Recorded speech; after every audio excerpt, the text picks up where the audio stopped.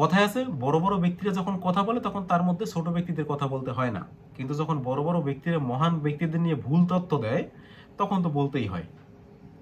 ভারতের প্রধানমন্ত্রী সেদিন মহাত্মা গান্ধীকে নিয়ে বললেন যে মহাত্মা গান্ধীর গান্ধী ফিল্ম রিলিজ হওয়ার আগে মহাত্মা গান্ধীকে পৃথিবীর কেউ চিনত না। कोई नहीं जानता, माफ करना मुझे।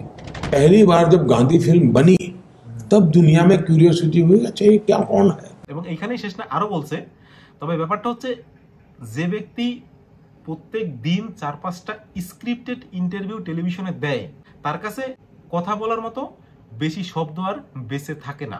আপনাদের মধ্যে অনেকেই গান্ধী ফিল্ম দেখেননি, আর দেখলেও হয়তো সেটা মনে নেই। 1982 সালে ডিরেক্টর রিচার্ড এডেনবার্গ এই গান্ধীর উপরে ফিল্মটা তৈরি করেছিলেন, এবং এই মুভি বানানোর জন্য তিনি যেখান থেকে প্রেরণা পেয়েছিলেন সেটা হচ্ছে 1950 সালে মহাত্মা গান্ধীকে হত্যার 2 বছর পরে লুইস ফিশার মহাত্মা গান্ধীর জীবনী লেখেন একটা, দ্য লাইফ অফ এমজি মানে মহাত্মা গান্ধী। এই বইটা 1950 সালে প্রকাশিত হয়। তার 12 বছর পরে 1962 সালে এই মুভির ডিরেক্টর রিচার্ড এডেনবার্গ এই বইটা পড়েন, এবং তিনি বইটা পড়ে এতটাই ইমপ্রেস হন যে তিনি তখনই ডিসাইড করেন যে মহাত্মা গান্ধীর উপর একটা ফিল্ম বানাবেন। এরপরে 1962 সাল থেকে তার প্রস্তুতি, 1982 সালের 30শে নভেম্বর এই গান্ধী মুভি মুক্তি পায়। এবং তখন নিউ ইয়র্কের অনেকগুলো পত্রিকা এবং নিউ ইয়র্ক টাইমসে এই ধরনের হেডলাইন ছেপেছিল, যেখানে লেখা ছিল এ 20 years struggle brings Mahatma Gandhi to the screen. এবং 1963 সালেই রিচার্ড এডেনবার্গ ভারতে আসেন, মানে রিসার্চ করার জন্য মহাত্মা গান্ধীর উপরে, এবং তিনি তখন ভারতে এসে তৎকালীন প্রধানমন্ত্রী জওহরলাল নেহেরুর সাথে দেখা করেন। এবং জওহরলাল নেহেরু তাকে একটা কথা বলেছিলেন যে মহাত্মা গান্ধীর উপরে ছবি বানাইতেছে খুব ভালো, কিন্তু এমন না হয় যে সেখানে শুধুমাত্র যে মহাত্মা গান্ধীর মহানুভবতা বা তার যে অহিংসার রাজনীতি, এই শুধুমাত্র ভালো জিনিসগুলো সেখানে দেখায়ও না। যদি দেখাতে হয় তাহলে ভালো খারাপ কম বেশি, তার যে দুর্বলতা তার যে শক্তি সবগুলোই দেখায়ও। এবং যখন মুভিটা রিলিজ হয় 1982 সালে, তখন এই মুভিটাকে রিচার্ড এডেনবার্গ যাদেরকে উৎসর্গ করেছিলেন তাদের মধ্যে প্রথম নামটা ছিল এই জওহরলাল নেহেরুর। এবং তিনি এটাও লিখেছিলেন যে জওহরলাল নেহেরুর প্রেরণা বা সাপোর্ট না থাকলে এই গান্ধী মুভি কখনো রিলিজ হতো না, বা গান্ধী মুভি তৈরি করা কখনোই পসিবল ছিল না। কিন্তু 1982 সালে এই মুভি মুক্তি পাওয়ার আগে, আরো 14 বছর আগে 1968 সালে ফিল্ম ডিভিশন মহাত্মা গান্ধীর উপরে একটা ডকুমেন্টারিও তৈরি করেছিল 5 ঘন্টার উপরে, 330 মিনিটের, মানে 5.5 ঘন্টার। এখন এটা বলা জরুরি এই কারণে, কারণ পরবর্তী ইলেকশন ক্যাম্পেইনে হয়তো প্রধানমন্ত্রী শ্রী শ্রী নরেন্দ্র মোদী বলবেন যে এই মহাত্মা গান্ধীর যে মুভি এটাও প্রচার আমিই করছি। আমার বলার আগে কেউ এই মহাত্মা গান্ধীর মুভি সম্পর্কে জানতোই না। সমাজের কিছু এমন মানুষ আছে যারা নিজেদেরকে প্রতিষ্ঠিত বলে দাবি করে বা মনে করে, আর সমাজের যে আশেপাশে যে অন্য মানুষ আছে তারাও তাদেরকে প্রতিষ্ঠিত বলে ধরে। যেমন যাদের বাড়ি আছে, একটা গাড়ি আছে, জায়গা জমি আছে, টাকা পয়সা আছে, বা একটা সরকারি চাকরি আছে, বা একটা সেটেলড লাইফ আছে, বা একটা সরকারি চাকরি থেকে রিটায়ার্ড করছে, টাকা পয়সা আছে, এই ধরনের মানুষকে সমাজে প্রতিষ্ঠিত মানুষ বলে। এর মধ্যে যারা রিটায়ার্ড আছে তারা কি করে, সোসাইটির বিভিন্ন গেটে আড্ডা মারে বা গ্রামের চায়ের দোকানে আড্ডা মারে, এবং সেখানে তারা জ্ঞান আদান প্রদান করে। আদান করে না, বেসিক্যালি সবসময় প্রদানই করে জ্ঞান। এখন এই ধরনের মানুষ হচ্ছে বেসিক্যালি অন্ধভক্ত। এরা ওই সামনে যেটা দেখা যায় সহজ ওই লাইনটাই মুখস্থ করে, এর ভেতরে পেছনে কি আছে সেটা কখনোই ঘাটতে যায় না।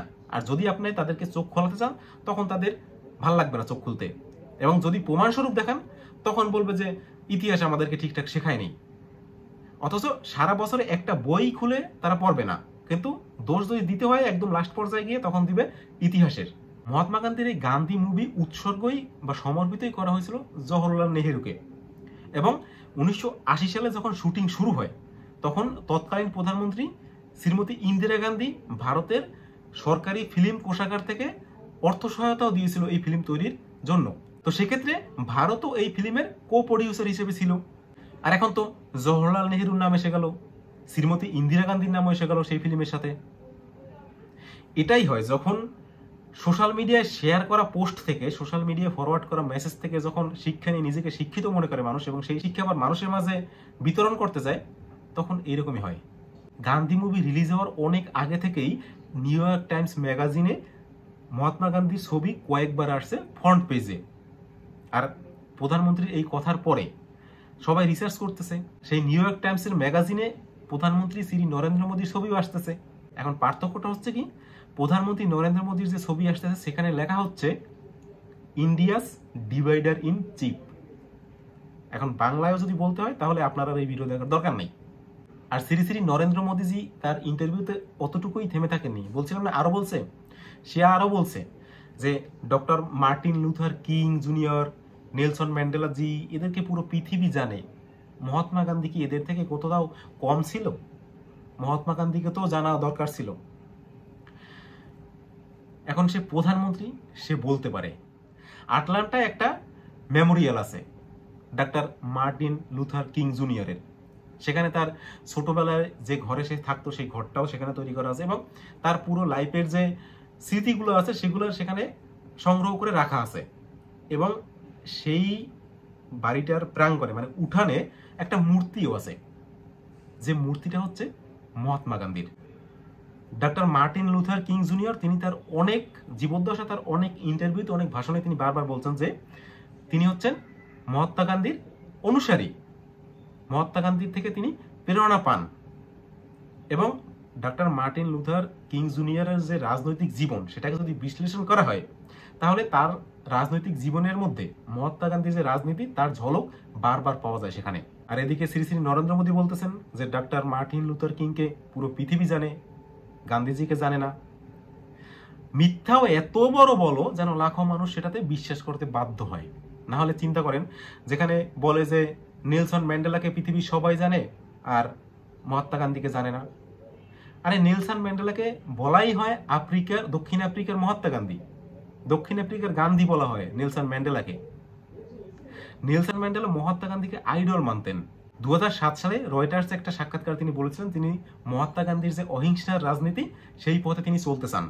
এবং 28 বছর জেল খাটার পরে যখন নেলসন ম্যান্ডেলা বাইরে এসেছিলেন তখনও তিনি এটাই বলছেন যে আমি মহাত্মা গান্ধীর রাজনীতি করতে চাই, মহাত্মা গান্ধী যে ধরনের নন ভায়োলেন্ট রাজনীতি করছে আমি সেই রাজনীতিতে বিশ্বাস করি।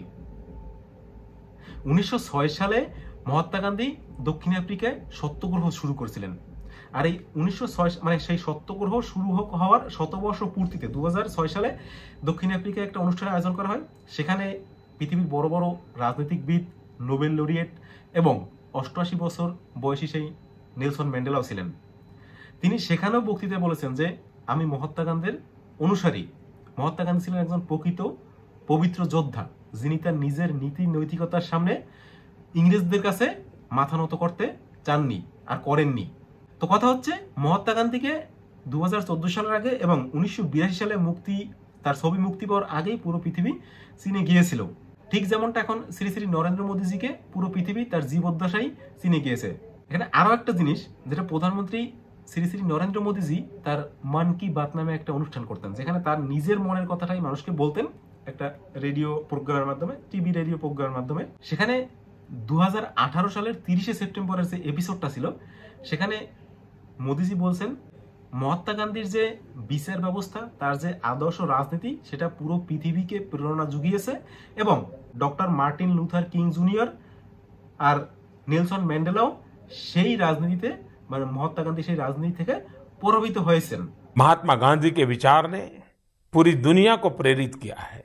Doctor Martin Luther king junior हो या नेल्सन मंडेला जैसी महान विभूतियां, हर किसी ने गांधी जी के विचारों से शक्ति पाई और अपने लोगों को समानता और सम्मान का हक दिलाने के लिए लंबी लड़ाई लड़ सके। চিন্তা করো 2018 সালে তিনিই বলছেন যে king junior, Nelson Mandela Mahatma গান্ধীর রাজনীতি থেকে প্রভাবিত হয়েছেন, আর এখন বলতেছে তার উল্টো।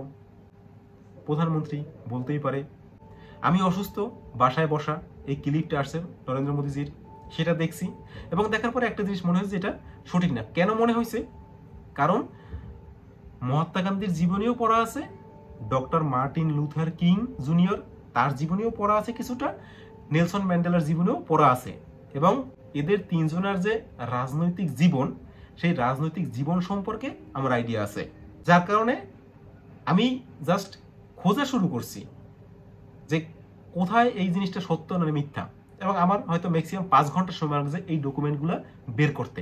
এখন প্রধানমন্ত্রীর যে স্ক্রিপ্ট রাইটার যারা আছে, তার যে আইটি সেল তো এই কাজ করবে না, তার আইটি যে ডিপার্টমেন্ট আছে বা তার এপিএস পিএস যারাই আছে এবং তাদের যে টেকনোলজি, সেই টেকনোলজিতে 5 মিনিটের বেশি লাগে না এইসব তথ্য বের করতে। কিন্তু এখন ব্যাপারটা হচ্ছে স্ক্রিপ্ট যারা লিখে তাদের চলে না, তাই প্রধানমন্ত্রী যেটা বলতে চায় স্ক্রিপ্ট রাইটার যারা আছে তাদেরও সেটাই লিখতে হয়।